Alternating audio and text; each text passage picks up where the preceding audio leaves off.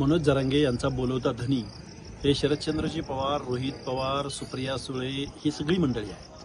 त्याचं कारण असं आहे की कालच बीडचे खासदार बजरंग सोनवणे यांनी लेखी पत्र देणं असो किंवा त्यांना पूर्ण रसद पुरवणं असो, हे काम शरदचंद्रजी पवार यांची राष्ट्रवादी करते.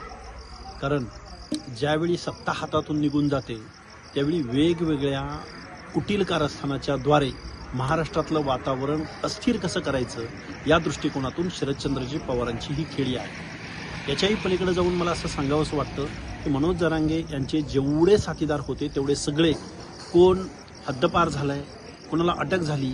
काल परवा तर विनयभंगाच्या प्रकरणामध्ये त्यांचा एक साथीदार, आज त्याला अटक झालेली आहे. या सगळ्या लोकांना वाचवण्यासाठी हा आंदोलनाचा जरांगे पाटलाकडून होणारा फार्स आहे.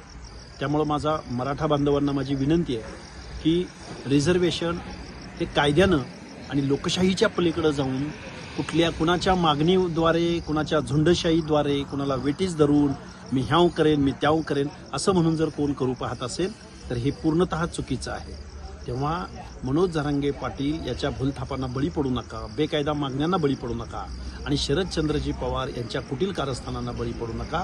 अन्यथा महाराष्ट्रातलं वातावरण हे सामाजिकदृष्ट्या कलुषित होईल आणि परत सरकार अस्थिर होईल आणि मग परत आम्हाला सत्तेमध्ये कसं पोचता येईल एवढा एकमेव उद्देश आणि दृष्टिकोन या आंदोलनामागं आहे. एबीपी माझा, उघडा डोळे बघा नीट.